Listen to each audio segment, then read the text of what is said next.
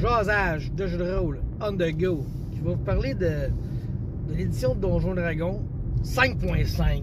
Oh que oui, on va l'appeler comme ça, la 5e.5. Il y a comme la version 2014 qui est 5e édition, puis la 2024 qui va sortir qui sont les mêmes règles à peu près, mais avec quelques modifications, tu sais. Puis là, un des problèmes que ça occure, parce que c'est Jeremy Crawford, je pense qu'il s'appelle, qui parlait de ça. Puis il dit, regardez les joueurs, tout ce que vous avez, c'est encore bon, puis ce que vous allez acheter, ça va être bon, vous allez pouvoir prendre ce qui vous tente là-dedans, tu sais, faire un... Choisis à travers ça, ok? Tu choisis entre la 5 et la 5.5. Et le gros problème, c'est ça. C'est que là, tu prends la balance, puis tu colles ça vers la fenêtre, parce que c'est ça le problème. Depuis la 3e édition, là, la balance est tellement importante. Il faut que chacun ait son niveau de puissance égal aux autres. Il faut que chacun ait son utilité dans, surtout, les combats. Tu sais, une classe qui fait genre presque rien de dégâts en combat, t'en veux plus. Ça fait longtemps que tu veux plus de ça, tu sais. Puis là, il expliquait que, justement, si tu peux prendre tout ce que tu veux de partout, OK? Je connais plus trop les noms des powers, mais le paladin, dans l'autre édition, dans la 14, je pense, il peut faire son smite, il attaque, il smite, et tout est bien qui finit bien. Mais dans la 24, c'est une bonus action smite. Et il y a une autre habileté de paladin que elle, avant, était bonus action. Mais là, dans la nouvelle édition, elle n'est plus bonus action. Fait que tu peux la faire quand tu veux. Fait que là, tu dis, ben moi, je vais prendre le smite là, puis l'autre habileté là. Fait que les deux me seront 0 bonus action. Fait que je vais pouvoir les faire quand ça me tente. Puis ça m'empêchera pas de faire un autre bonus action.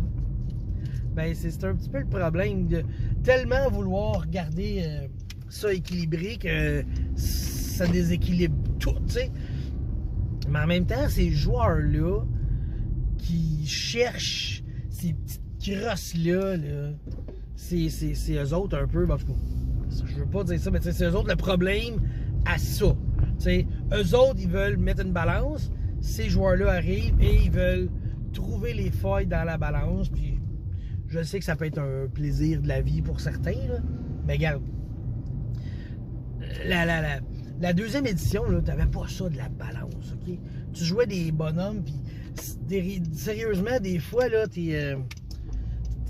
ta classe, en fait, souvent, pas ta classe, mais ta sous-classe, ton profil, je me souviens plus exactement comment ça s'appelait, là. Tes kits, ouais, c'était des profils puis des kits. Il était là, il était pas balancé avec les autres, mais c'était là pour le roleplay. Hey, il y avait un kit de, je pense que c'est les gnomes, puis toutes les races small, ok? Ils pouvaient faire genre un dératiseur. Quelqu'un qui tue des rats, tu sais, comme dans les châteaux, comme dans... Là, je dis ça parce que dans House of the Dragon, on en rencontre un dératiseur, puis ça fit dans l'histoire de là. Ton dératiseur, là, c'était pas le meilleur en combat, clairement, puis c'était pas fait pour ça, tu sais, c'était une sorte de rogue, probablement, je me souviens pas, tu sais. Mais t'avais une grosse saveur à ton bonhomme, tu sais, c'était un peu, là, comme Brigandine. On est dans Brigandine, je checkais ça, là, j'ai flippé un peu les classes puis les carrières, là. Ben, t'en as des comme ça, des carrières qui sont juste 100 000% roleplay, puis que, tu sais, ils ont réussi quand même à les optimiser, les rendre intéressants pour le jeu, tu sais. Mais c'est ça, c'est que Donjons & Dragons, chaque édition s'approchait de... C'est un jeu de combat. T'sais, on dirait qu'avant, c'était un jeu de guerre. Puis là, ils disaient, on va sortir le gars de la guerre, puis on va regarder qu'est-ce qu'il ferait tout seul. Là, après ça, ils reprennent ce gars-là, puis graduellement, ils le remettent dans des combats. Là, ils ont atteint le top peak combat dans la 4e édition. Puis dans la 5e, ils sont pas tant forcés pour s'éloigner. Mais bon, tu sais. Fait que, tout ça pour dire que cette nouvelle édition-là, cette nouvelle demi-édition-là, ça va... Qu'est-ce que ça va faire, tu sais? Je pense que c'est ça qui arrive. À chaque édition, tu divisais tes joueurs. Tu sais, tu avais ta 2, tu sors ta 3, mais là, tu as du monde qui vont pas sortir de la 2, puis là, tu en as qui vont être dans la 3. Là, tu sors ta 4, tu as du monde qui va être dans la 4, donc qui sortiront pas de la 3. Puis là, après ça, 5e. Fait que là, tu as comme divisé ton monde dans plein de catégories. Puis la 5e édition, .5, se sont dit, ben avec ça, on ne va pas diviser la population de 5e parce que c'est le même jeu, ils vont pouvoir jouer ensemble quand même, tu sais. je sais pas comment dire, c'est... tu peux pas non plus, tu sais, garder tout ça égal. Comment dire, tu peux pas ne pas diviser ta population. Peut-être que ça va avoir un moins gros impact, pas comme les cheveux de la madame qui était à maintenant. Il va avoir un moins gros impact sur la division, parce qu'ils vont pouvoir jouer ensemble quand même. Mais moi être un maître de jeu, je pense que je dirais tu choisis 2024 ou tu choisis 2014. Tu sais, tu peux pas prendre le meilleur des deux mondes. Ou sinon, ben, prends le meilleur des deux mondes, mais moi aussi, je vais mettre des affaires qui n'ont pas de bon sens, mais j'aurais pas de plaisir, j'aurais pas de fun à ça. C'est comme...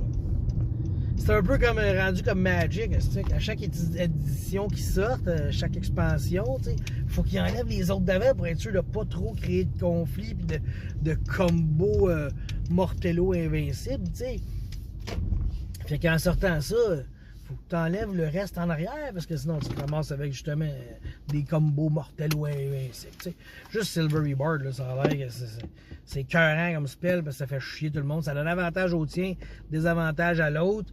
Puis là, dans la nouvelle édition, ben, il va être là. Fait que là, tu vas pouvoir l'utiliser avec des combos encore plus forts. Puis, pas facile. Puis là, en plus, t'es un maître de jeu, tu sais. Fait que là, t'arrives, je veux dire, t'es un nouveau maître de jeu. Tu joues, puis là, tu joues avec des joueurs qui sont un peu plus expérimentés. Lui, il va aller chercher ça partout. Là, t'es comme, asti, je sais plus où donner de la tête, je comprends plus rien. Aidez-moi quelqu'un. Marche pas de même. Marche pas de même. Fait que, ben, c'est ça. C'est ça les nouvelles que j'ai eues de la 5.5, là. Honnêtement, moi, je m'en sac un peu. J'irai pas dans la 5.5 jamais. Si je joue, ça va être de la 5. Parce que c'est la même affaire.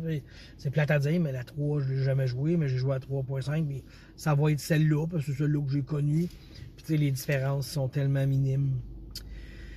Bon, on va regarder ça avec intérêt, qu'est-ce que Wizard of the Coast, puis Hasbro, puis ils vont faire avec ça, parce que de toute façon, eux autres, hein, c'est une grosse compagnie qui sont là pour faire de l'argent, pas pour faire des choses pour les passionnés. Pensez à eux autres. Bye.